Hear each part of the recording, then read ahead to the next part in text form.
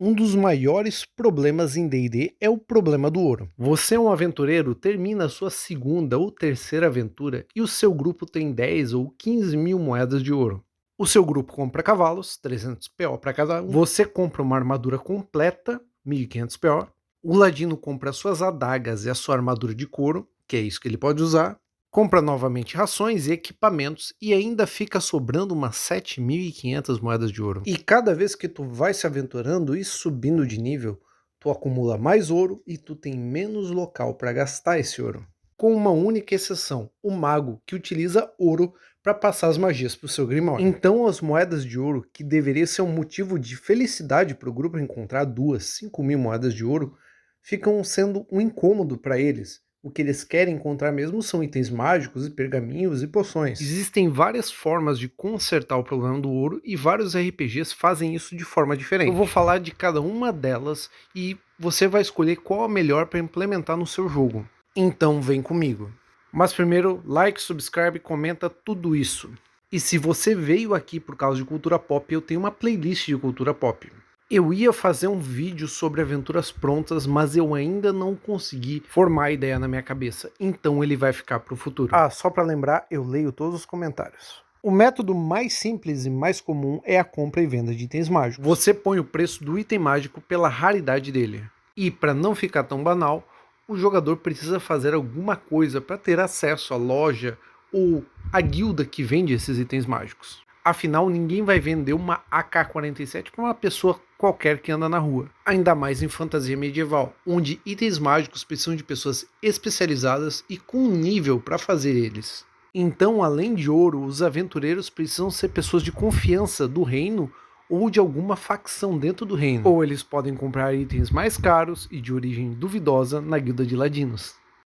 No D&D 2024, no livro do mestre, a gente viu a introdução de Bastions, que são locais onde os jogadores vão ter os seus empregados, os seus servos, locais especializados, tipo forjas, locais de pesquisas de itens mágicos, etc. Muito parecido com a D&D, que quando tu chegava no 9º ou 10º nível, tu atraía seguidores e ganhava uma torre se tu era um guerreiro. Resumindo, é uma base, e tu ganha esses Bastions no nível 5. Quando tu chega no nível 5 e tu ganha o teu Bastion, tu ganha 2 prédios, pequeno ou apertado e um médio ou confortável. E esses prédios não custam nada, porém para tu melhorar eles, tu gasta ouro. Um exemplo desses prédios pode ser onde os empregados dormem ou uma cozinha. E mecanicamente para o teu personagem eles não fazem nada. Por exemplo, para tu fazer o upgrade de um dormitório de básico apertado para confortável, tu gasta 25 dias e 500 moedas de ouro. E para tu fazer uma muralha ao redor desse dormitório, tu vai gastar 250 moedas de ouro para cada 5 feats,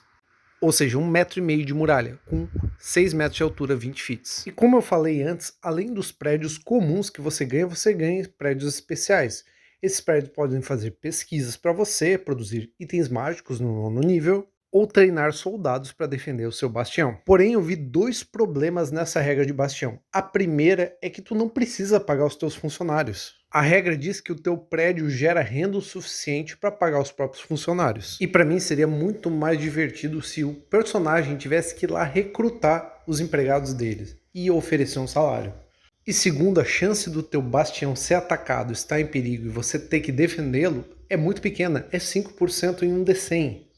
Então o bastião basicamente é um minigame que não vai influenciar muito na história, a não ser botar ouro extra nele. E aqui eu vou citar uma alternativa para os mestres. Quando o jogador ganha uma guilda, ganha uma torre de mago, ganha uma igreja, todas essas instituições têm um propósito. O forte do guerreiro deveria ser feito para proteger uma parte preciosa do território do reino. Em geral, um território que está sendo ameaçado, talvez por tribos bárbaras ou monstros. Então esse guerreiro vai ter que recrutar, treinar os soldados e mandar eles em missões. Talvez ele vai ter que fazer uma aliança ou uma trégua com as tribos bárbaras. Então a fortificação se torna uma parte importante da campanha. A mesma coisa vale para uma igreja. Se o clérigo do grupo receber uma igreja, é porque o rei ou o sumo sacerdote tem um objetivo com essa igreja e com o personagem jogador. Talvez um culto esteja surgindo na cidade e no reino, quebrando a lei e a ordem. Talvez demônios ou mortos-vivos tenham se infiltrado nas camadas da sociedade. E é preciso o poder de uma instituição e não uma pessoa só para combater esse mal. Tu pode expandir essa ideia para uma cidade. Quando os jogadores completam uma missão importante, eles recebem um título de nobreza e uma cidade para eles controlar. Só que essa cidade tem que ser importante para o reino. Os jogadores têm que fazer a diferença ao controlar essa cidade para que ela proteja ou beneficie o reino como um todo. É provável que a cidade esteja em descaso e em ruínas, tomada por guildas de ladrões, com prédios em descaso, plantações destruídas, as estradas que levam a ela sendo atacadas por monstros, e os cidadãos lutando entre si pelos poucos recursos que a cidade ainda tem. E cabe aos jogadores usar o próprio ouro e as habilidades deles e dos personagens deles para resolver esse tipo de problema. Afinal, com o título de nobreza também vem responsabilidades, e reconstruir talvez o castelo na cidade seja uma coisa que vai levar tempo, ouro e organização. A mesma coisa serve para treinar soldados e atrair comerciantes. Já no D&D original, os personagens eram muito frágeis, então tu tinha que contratar ajudantes, escudos de carnes para ajudar você a ir nas dungeons e recuperar o tesouro.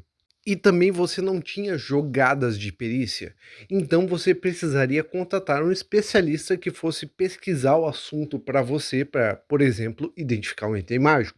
Então, um grupo de D&D com 4 aventureiros teria, por exemplo, alguém para cuidar dos cavalos, alguém para vigiar o acampamento, carregadores, alguém para iluminar o caminho enquanto eles estivessem na dungeon, um guia que conhecia o local para eles viajarem com segurança, e todas as pessoas recebiam pagamento em peças de ouro.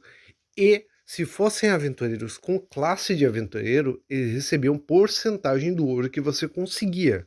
Então, pagar o salário de todos os empregados era um dreno constante no ouro de todos os personagens. Já no RPG Dragonbane, a gente tem outro tipo de regra, que é a capacidade dos personagens bloquearem ataques.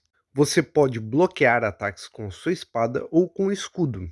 E se o dano que tu bloquear for muito grande, o teu equipamento vai quebrar. E desse jeito tu precisa gastar ouro e tempo para consertar o teu equipamento, a tua espada, a tua arma, ou o teu escudo ou a tua armadura. É claro que se tu tem milhares de peças de ouro, consertar um equipamento não é nada, embora tu vá precisar parar em uma cidade e se incomodar com isso. Mas é uma abordagem muito mais pé no chão, entende? E eu acho interessante esse tipo de regra, porque quando tu tá numa dungeon e o teu equipamento quebra, quer dizer que tu tem mais um problema e mais um risco para lidar.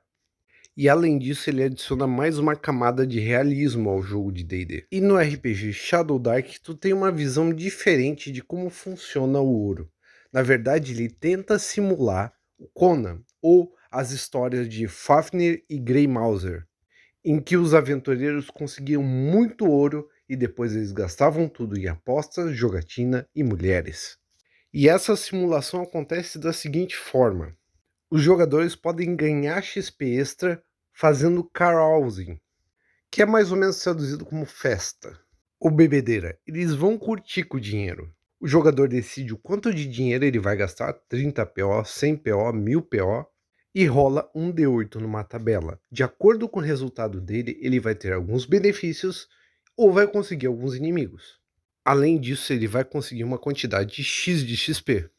Mas podem haver consequências piores, como ele perder 15% do ouro ou acordar no meio da prisão com o olho roxo. E de todos esses sistemas que eu falei aqui, o que eu prefiro mesmo é dar uma cidade para os jogadores serem líderes dela. Obviamente isso não vai acontecer no início da aventura, mas isso ajuda os jogadores a ficarem investidos na história do teu cenário. E essa cidade já tem que ter os seus próprios problemas e seus próprios desafios. É como se fosse uma aventura dentro de uma aventura. Também é legal você criar um senescal ou um prefeito que vá servir de pessoa que vá cuidar do dia a dia da cidade, não das decisões importantes, para os jogadores poderem sair e se aventurar, mesmo que a cidade esteja ali, que eles não precisem ficar 100% focados na cidade. Até porque qualquer mudança que eles fizerem na cidade vai levar meses para ser construída. Por exemplo, se eles quiserem construir um templo, ele não vai ser construído da noite para o dia, ele vai levar meses, vai levar trabalhadores, vai levar ouro. Enquanto isso acontece, os jogadores podem se aventurar. para conseguir mais ouro para ser investido na cidade, no projeto deles.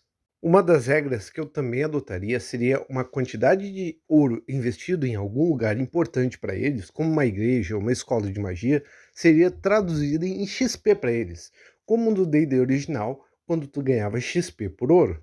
Afinal, se um mago está treinando a próxima geração de magos, com certeza ele está evoluindo fazendo isso.